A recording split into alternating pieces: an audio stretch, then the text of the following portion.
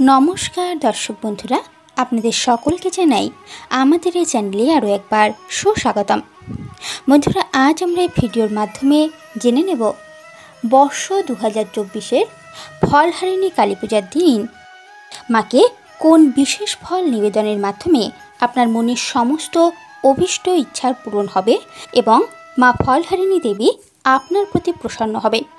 এবং এই ফলহারিণী কালী পূজায় দেবীকে ফল প্রদানের নিয়ম কী রয়েছে তা সম্পর্কে জানব। আশা করছি আজকের এই তথ্য আপনাদের ভালো লাগবে।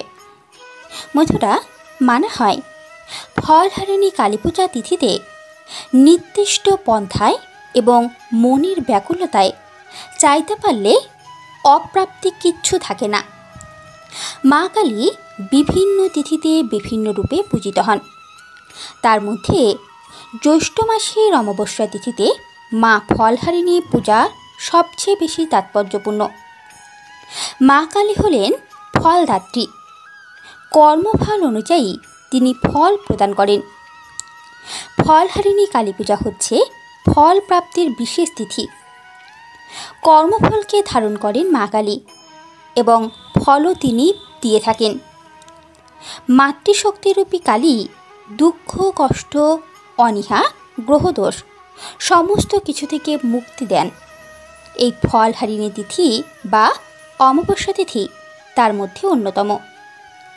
শাস্ত্রমতে বিভিন্ন তিথিতেই মায়ের বিভিন্ন রূপের পূজা করা হয়, কিন্তু তার মধ্যে সবথেকে শ্রেষ্ঠ তিথি হচ্ছে ফলহারিণী তিথি। এই তিথিতেই মা তন্ত্রসাধক এবং ভক্তদের তাদের কর্মফল অনুযায়ী ফল প্রদান করে থাকেন। শাস্ত্রমতে ফলহারিণী মা কর্মফল হরণ করেন। আমরা জানতে অজান্তে নানা কর্ম করে থাকি, তার মধ্যে যেমন কিছু ভালো কর্ম আছে তেমনই থাকে কিছু খারাপ কর্ম। আমাদের সমস্ত কর্মফল এবং এই ফলহারিণী কালী পূজার দিন আমাদের সমস্ত কর্মফল মা হরণ করে নেন এবং তার মধ্যে তিনি শুধুমাত্র ভালো কর্মফলটুকু ভক্তদের মধ্যে তার সন্তানদেরকে প্রদান করেন এবং খারাপ কর্ম নিজে হরণ করেন। অনেক তান্ত্রিক বা সাধকরাও এই একটি দিনের জন্য সারা বছর আগ্রহ করে বসে থাকেন। তারা তাদের সাধনার সমস্ত ফল এই দিন মাকে অর্পণ করেন এবং মা সেই অনুযায়ী কর্ম দেন, সেই অনুযায়ী কর্মফল প্রদান করেন।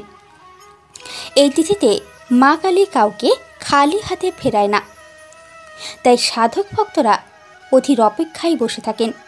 কেননা মহান তান্ত্রিক তিথির এটি সর্বশ্রেষ্ঠ দিন।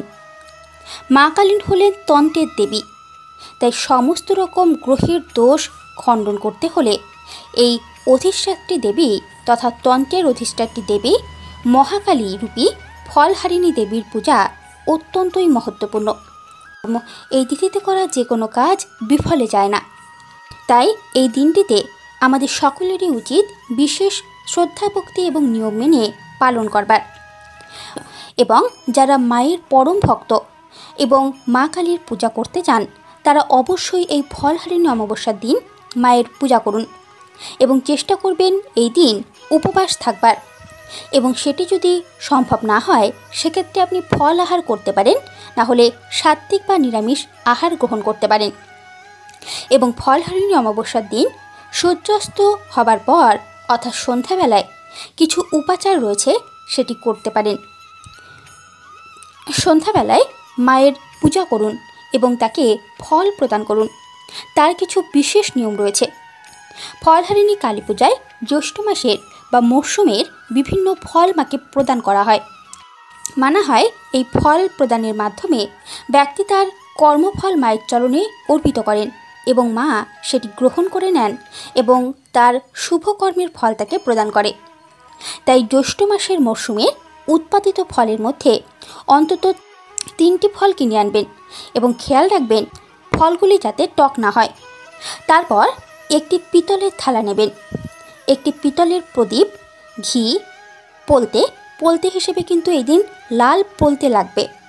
তাছাড়াও একটি কাঁচা টাকা বা 1 টাকার একটি কয়েন, লাল শাড়ি যদি না কিনতে পারেন সেক্ষেত্রে লাল রঙের গামছা কিনবেন। এছাড়াও লাগবে একটি জবা ফুলের মালা বা রক্তজবার মালা এবং তারপর বাকি সামগ্রী জিনিস নিয়ে আপনি আপনার বাড়ির আশেপাশের কোনো কালী মন্দিরে যাবেন, যেখানে মায়ের নিত্য পূজা হয়। তারপর আপনি সেই কাঁসার থালায় 3টি ফল, প্রদীপ, শাড়ি, জবা ফুলের মালা সমস্ত কিছু সাজিয়ে নিয়ে মন্দিরের সামনে গিয়ে প্রদীপটি প্রজ্বলিত করবেন এবং 1 টাকা দক্ষিণা দেবেন এবং মন্দিরের পুরোহিতকে বলবেন সেই রক্তজবার মালাটি ঘটে দিয়ে দিতে। এছাড়াও 1টি জবা ফুলের মালা মাকে পরিয়ে দেবেন। তারপর মায়ের চরণে লাল শাড়ি বা গামছাটি রাখবেন।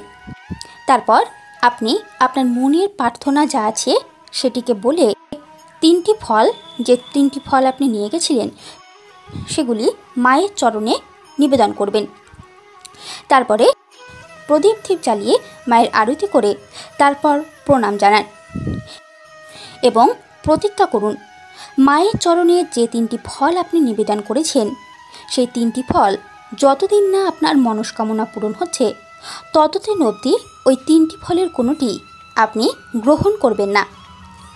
তারপর আপনি বাড়িতে ফিরে এসে শুদ্ধ বস্ত্র ধারণ করুন, বা আগে থেকে যদি শুদ্ধ বস্ত্র ধারণ করে থাকেন সেক্ষেত্রে বাড়ি ফিরে এসে হাত পা ধুয়ে গঙ্গাজল ছিটিয়ে আর একবার পুনরায় শুদ্ধ হয়ে নেবেন। তারপর বাড়িতে কোনো কালী মন্দির বা মায়ের কোনো ছবি বা বিগ্রহ থাকলে তার সামনে বসে একটি প্রদীপ প্রজ্বলিত করে ওম হিং ক্লিং দক্ষিণা কালিকায় নমঃ এই মন্ত্রটি 108 বার ভক্তি করে পাঠ করবেন। যদি পারেন 108 বার করে 3 বার এই মন্ত্রের পাঠ করুন। এমনটি করলে দেবী ফলহারিণী আপনার সমস্ত মনস্কামনা পূরণ করবেই, কেননা মা তার সন্তানকে কখনোই নিরাশ করে না। আপনারা চাইলে এই মন্ত্রটি মন্দিরে বসেও করতে পারেন, তাতেও কোনো সমস্যা নেই। আপনারা অবশ্যই এই নিয়ম মেনেই ফলহারিণী কালী পুজোর দিন মাকে ফল নিবেদন করবেন। আপনার মনের সমস্ত অভীষ্ট ইচ্ছা মা অবশ্যই পূরণ করবেন। এবং এই ফলহারিণী কালী পুজোর দিন মধ্যরাতে মাকে অবশ্যই মনে প্রাণে ভরে ডাকবেন। মা এতে অত্যন্তই প্রসন্ন হন এবং ভক্তের জীবন থেকে সমস্ত দুঃখ কষ্ট মুছে দেন। বন্ধুরা, আশা করছি আজকের এই তথ্য আপনাদের ভালো লেগেছে। যদি ভিডিওটি ভালো লেগে থাকে তাহলে লাইক, শেয়ার এবং সাবস্ক্রাইব করতে কিন্তু ভুলবেন না। আজকের মতো এটুকুই, ধন্যবাদ।